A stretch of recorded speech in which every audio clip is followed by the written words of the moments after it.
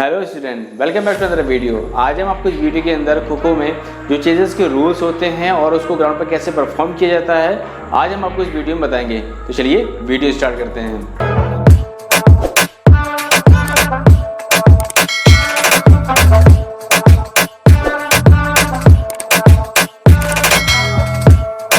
Video को start करने से पहले सबसे पहले हम जान लेते हैं कि खो-खो में हमारे 12 प्लेयर की टीम होती है, जिसमें आपके 9 प्लेइंग प्लेयर होते हैं और आपके 3 प्लेयर जो होते हैं वो एक्स्ट्रा सब्स्टिट्यूट कहलाते हैं। तो चलिए देख लेते हैं। और इससे पहले कि मैंने खो-खो में कई वीडियो मैंने बनाए हुए हैं जो रूल से रिलेटेड हैं और साथ ही साथ जो रनर्स के रूल्स और रेगुलेशंस होते हैं वो कैसे होते हैं, वो मैं आई कार्ड पर उसका लिंक दे दूँगा, आप उसको जाके चेकआउट कर सकते हैं। तो सबसे पहले हम जान लेते हैं जो आपके जो आपके 9 प्लेइंग प्लेयर होते हैं वो आपके यहाँ पर सेट होते हैं। जैसे कि आप देख सकते हैं कि आपके सामने एक खो-खो का एक ग्राउंड का मेजरमेंट दिया हुआ है और इसमें आपके 8 जो होते हैं ब्लॉक्स होते हैं और आपका एक जो है चेजर होता है। ऑलमोस्ट ये सारे चेजर्स ही होते हैं और एक आपका जो प्लेयर होता है वो आपका यहाँ पर स्टैंड करता है इस साइड पर या फिर इस साइड पर। ये आपके यहाँ पोल लगे होते हैं, ये आपका फ्री जोन होता है। तो आपके 8 प्लेयर होते हैं वो आपके इन सिटिंग ब्लॉक पर सिट कर जाते हैं और आपका एक प्लेयर जो है आपका वो डिसाइड करता है वो इस पोल पर खड़ा होगा या फिर इस पोल पर। ये फ्री जोन एरिया होता है और ये इस पर कोई भी रूल्स वगैरह जो है वो अप्लाई नहीं होते हैं। जैसा कि आपको मैंने पहले की वीडियो में बताया हुआ था, इस पोल से इस पोल के बीच में जितना भी एरिया होता है उसमें आपके सारे रूल्स और रेगुलेशंस जो हैं वो अप्लाई होते हैं। तो सबसे पहले हम जान लेते हैं कि इनकी पोजीशन कैसी होती है। देखिए सिटिंग जो भी आपके चेजर्स बैठे होते हैं उनकी पोजीशन जो होती है वो हमेशा अल्टरनेट होती है।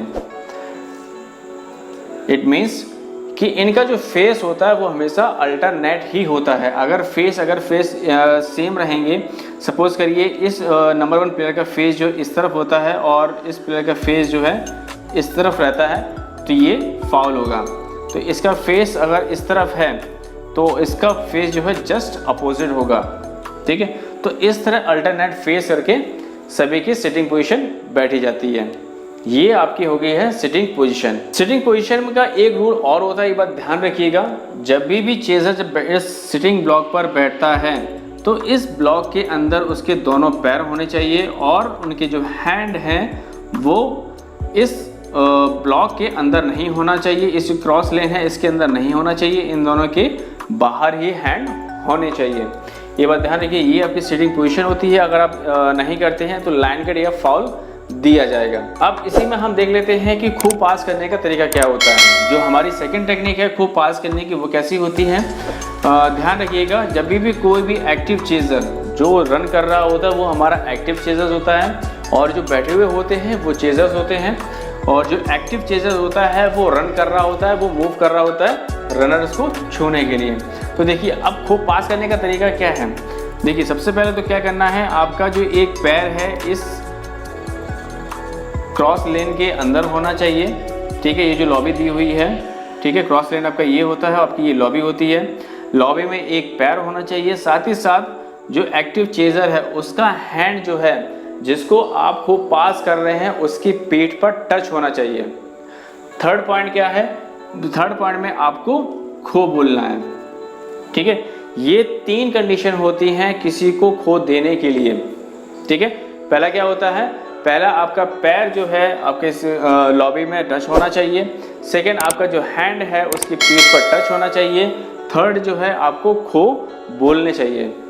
ये तीनों कंडीशन जब होती है तभी आप प्रॉपर उसको खो दे सकते हैं, अदरवाइज इनमें से कोई भी मिस कर जाते हैं तो रेफरी इसमें आपको फाउल देगा। अब इसी में चेजर्स के लिए जो रूल है, अब जैसे इस चेजर को खो मिलता है, ठीक है। सपोज करिए आपका रनर जो है इस साइड में है, एक इस साइड पर है या फिर एक अदर साइड पर है, ठीक है।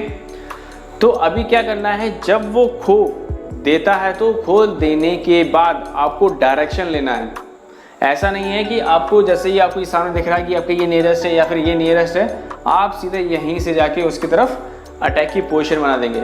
अगर इस तरह की अटैक की पोजीशन अगर बनाते हैं तो इसमें नुकसान जो है वो आपका होगा, क्योंकि क्या होगा कि आपको सिर्फ एक डायरेक्शन मूव करना है, बल्कि रनर को क्या है वो कहीं भी मूव कर सकता है। तो इसलिए मेक श्योर ध्यान रखिएगा, जब कभी भी आप खो खो का गेम खेलें तो हमेशा डायरेक्शन लेकर ही खेलें। विदाउट डायरेक्शन, विदाउट लॉबी का यूज़ किए आप मूव ना करें।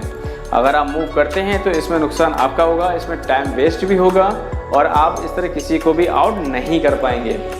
ठीक है, समझ में आ गया? ये डायरेक्शन आपको लेना है। जो हमारा रूल है फाउल, जो फाउल को कैसे कन्वर्ट किया जाता है ये बात ध्यान रखिएगा। सपोज करिए कि आपने एक नंबर से एक नंबर को खो पास किया और आपने जल्दबाजी में करने पे इसको खो दे तो दिए, बट ये क्या हुआ कि ये जो एक नंबर है ये 2 नंबर की तरफ आगे मूव कर जाता है। ठीक है, तो ये मूव करने के बाद अगर बैक साइड पर इसने डायरेक्शन फाउल किया या फिर लेन कट की या फिर अर्ली खो पे ही उठ गया तो ये फाउल होगा।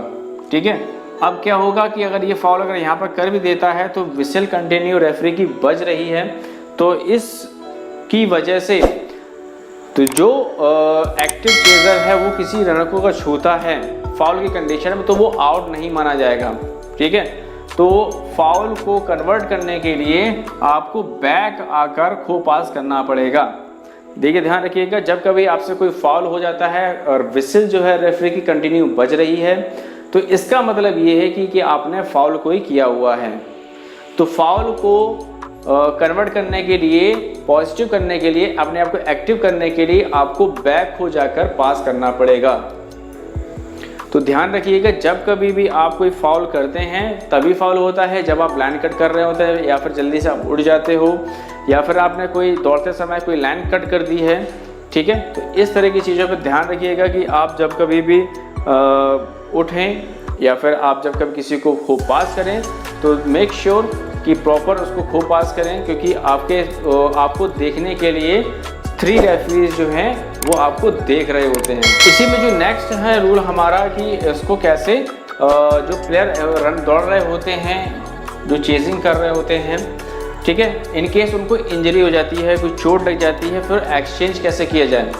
देखिए, चेंज करना, एक्सचेंज करना वो आपके ऊपर डिपेंड करता है, आपके टीम के कैप्टन के ऊपर डिपेंड करता है कि किस कंडीशन में वो चेंज कर रहा है, क्या कंडीशन थी। सपोज करिए जिसकी ड्राइव अच्छी नहीं है या फिर कोई कोई प्लेयर है वो इंजर्ड हो गया या फिर वो अच्छे से परफॉर्म नहीं कर पा रहा है, तो देखिए एक्सचेंज जो है वो आपका जब चेजिंग का टाइम होगा तभी आपका चेजर वो है वो चेंज होगा। ये बात ध्यान रखिए, जब कभी भी कोई भी टीम का प्लेयर चेंज होगा तो कहाँ पर चेंज होगा, जब वो टीम चेजिंग कर रही होगी। ठीक है, तो